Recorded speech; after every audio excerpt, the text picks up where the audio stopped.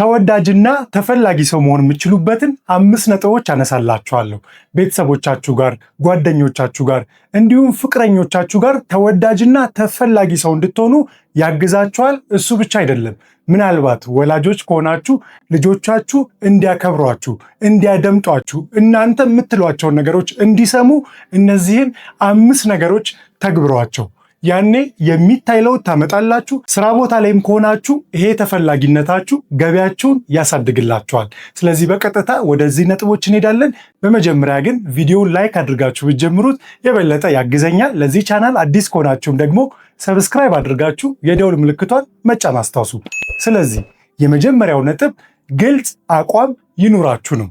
ግልጽ አቋም ስላችሁ እናንተ የምትታወቁበት የምትለዩበት የማይለዋወጥ አቋም ማለት ነው። ኮስታራ ከሆናችሁ ሁሌም ያ አቋማችሁ የሚታወቅ በሆነ ጉዳይ ላይ የማትደራደሩ ከሆነ እሱን አቋም መቼም ቢሆን የማትቀይሩት አይነት ማለት ነው። እንዲሁም ደግሞ ለምሳሌ ስራ ቦታችሁ ላይ ሳቂታ አይነት ባህሪ ካላችሁ ወይም ከሰዎች ጋር ተግባቢ ከሆናችሁ ይሄ አቋማችሁ አይቀያየር። ሁሌ ሰዎች የሚለዩዋችሁ ይሄ የእሷ ባህሪ ነው፣ ይሄ የእሱ ባህሪ ነው ብለው ሰዎች የሚያውቁላችሁን አንድ ባህሪ ያዙ።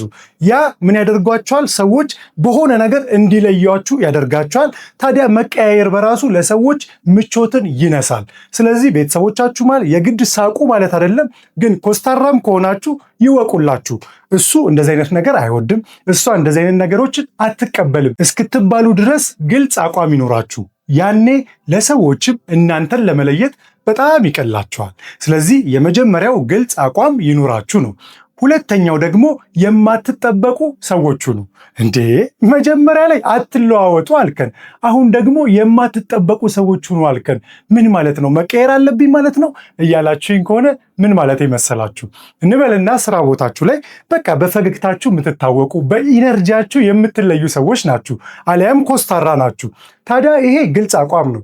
ከዛ ባለፈ ግን ድንገት የምታደርጓቸው ለየት ያሉ ነገሮች ይኖራችሁ የማትጠበቁ አይነት። ለምሳሌ ስራ ቦታችሁ ላይ ከሆነ እንበልና ሪፖርት ማዘጋጀት ከሆነ ሪፖርቱን ስታዘጋጁ ለየት ባለና በማይጠበቅ መንገድ አዘጋጁት። ያኔ ሰዎች የሚጠብቋችሁን ነገሮች ከማድረግ አልፋችሁ ለየት ያለ ነገር ስታደርጉ ሰዎች በጣም ደስ ይላቸዋል፣ እናንተንም ተፈላጊ እንድትሆኑ ያደርጋቸዋል። ቤተሰቦቻችሁም ላይ ልክ እንደዛው ሁሌ ስትገቡ የምታደርጓቸው ነገሮች ይታወቃሉ፣ ባህሪያችሁ ግልጽ ነው። ከዛ ባለፈ ግን ለየት ያሉ ነገሮችን በ15 ቀን በወር ውስጥ ሊሆን ይችላል ማድረግ ጀምሩ። ያኔ የእናንተ ለየት ያለ ባህሪያችሁ ደግሞ ሰዎችን ያስደስታል፣ ከእናንተ ጋር እንዲሆኑም እንዲፈልጉ ያደርጋቸዋል። በልጆቻችሁም ዘንድ ቢሆን ሁሌም ተፈላጊ ሰዎች መሆን ትችላላችሁ። ስለዚህ ሁለተኛው ይሄ ነው። ሶስተኛው ደግሞ አድናቂ ሰዎች ሁኑ። ሰዎች በሚያደርጓቸው ነገሮች ውስጥ የተለያዩ ትችቶች ይደርሳቸዋል። በተለይ አሁን ባለንበት ጊዜ የተለያዩ ሰዎች ትችቶችን ያቀርባሉ። ስራዎች ሲሰሩ ጠንካራውን ወይም ጥሩውን ነገር ከመናገር ይልቅ አብዛኛው ሰው መጥፎውን ነገር ወይም የተሳሳትናቸውን ነገሮች ለመናገር ይቀሏል። እናንተ ከዚህ ለየት ብላችሁ የተደረጉትን ነገሮች ወይ ትክክል የሆኑትን ነገሮች ማድነቅ ጀምሩ። ልጆቻችሁም ጋር ቢሆን ጥፋት እያያችሁ ወይም ስህተት እያያችሁ ችላ በሉ ማለት አይደለም። ያንን ግን ትኩረት አታድርጉበት ነው።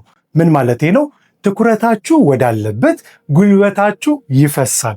ስለዚህ ትኩረታችሁ ችግሩ ላይ ስህተቱ ላይ ከሆነ ሁሌም በዛ ውስጥ እናንተም ተናዳጅ ትሆናላችሁ፣ ሰዎችንም የምትቆጡ አይነት ሰዎች ትሆናላችሁ፣ ተቺም ትሆናላችሁ። ሰዎች ደግሞ አንድ ዴል ካርኒጌ የሚለው አባባል አለ። ሰዎች ከምግብ በላይ ምስጋና ይርባቸዋል ይላል። ይህንን ረሃባቸውን የሰዎችን ካስታገሳችሁ እንግዲህ አስቡት፣ ሰዎች ምግብ ርቧቸው ምግብ ስትሰጧቸው ደስ እንደሚላቸው ሁሉ ይሄ ግን ከምግብ በላይ ሰዎች ምስጋና ይርባቸዋል። አብዛኛው ሰውም ይህንን ረሃብ ለማስታገስ አይሰራም። ስለዚህ እናንተ ይህንን የሰዎችን ረሃብ ማስታገስ ከቻላችሁ ሁሌም ተፈላጊና ተወዳጅ መሆናችሁ አይቀርም። አራተኛው የሚያስፈልጋችሁ ወሳኝ ነገር ደግሞ ከልባችሁ ኑሩ። ይሄ ማለት ልባችሁን ንጹህ አድርጉ። ከሰዎች ጋር ስትገናኙ መስሪያ ቤት ላይ ሊሆን ይችላል፣ ልጆቻችሁ ጋር ይሆናል፣ ጎረቤት ሊሆኑ ይችላሉ፣ ዘመዶች ሊሆኑ ይችላሉ። በተቻላችሁ መጠን ትናንትናችሁ ላይ የተለያዩ መጥፎ ነገሮች ቢኖሩም ይቅር ማለትን ገንዘባችሁ አድርጉ። እስቲ አንድ ነገር ላሳያችሁ። እናንተም ማድረግ ከቻላችሁ አብራችሁኝ አድርጉ፣ ካልሆነ ካልተመቻችሁ ደግሞ እኔን ተመልከቱኝ። እጆቻችሁን ሁለት እጆቻችሁን እስቲ እንደዚህ አፋትጉ። የስ አፋትኩት በደንብ ናይስ። ያማል አያምም አይደለ? ነገር ግን እዚች ላይ ትንሽ ቁስል ብትኖረን አያምም። እንኳን ማፋተግ አይደለም ትንሽ ቢነካ እንኳን ያመናል። ታዲያ ልክ እንደዛ ሁሉ እንግዲህ ይሄ ቁስልን የኋላ ታሪክ ብለን ብናስበው ወይ ትናንትና ላይ የተፈጠረ የተለያዩ ነገሮች ብለን ብናስባቸው እነዛን ነገሮች ካላከምናቸው ይቅር ብለን ካልዘጋናቸው አሁን ቁስል ናቸው። ስለዚህ ያ ቁስል ደግሞ ስንፈትገው ያ ማለት ስራ ቦታችሁ ላይ ሊሆን ይችላል፣ ቤተሰብ ጋር ሊሆን ይችላል። ያንን ቁስል ካላከማችሁ ይቅር ማለትን ገንዘባችሁ ካላደረጋችሁ አሁን ትንሽየው ነገር ሲነካችሁ ይረብሻችኋል። በትንሽ በትልቁ ቂም ትይዛላችሁ፣ ትጎዳላችሁ። ሰዎችንም በንግግርም ልታስቀይሙ ትችላላችሁ። ያ ደግሞ ተወዳጅና ተፈላጊ እንዳትሆኑ ያደርጋቸዋል። ስለዚህ በተቻላችሁ መጠን በሰዎች ዘንድ ተወዳጅነትና ተፈላጊነትን ለማትረፍ ከፈለጋችሁ ሁሌም በፍቅር እንድትኖሩ ትናንትናችሁን ታረቁ። የመጨረሻውና አምስተኛው ነጥብ ደግሞ ራሳችሁንም ሰዎችንም ማሳደግ ነው። ምን ማለት የመሰላችሁ? ይሄ በጣም ወሳኝ ሐሳብ ነው። ምንድን ነው? አንዳንድ ጊዜ አጠገባችሁ ያሉ ሰዎች የሚያድጉበትን መንገድ እናንተ ልታዩት፣ እነሱ ደግሞ ላያዩት ይችላል። ወይም ደግሞ እነሱ እንዲያድጉ እናንተ ማድረግ የምትችሏት ትንሽዬ ነገር ይኖራል፣ እነሱ ግን የሳቱት። ስለዚህ በተቻላችሁ መጠን ከሰዎች ጋር ስትሆኑ ሰዎች የሚያድጉበትን ነገር እስቲፈልጉ።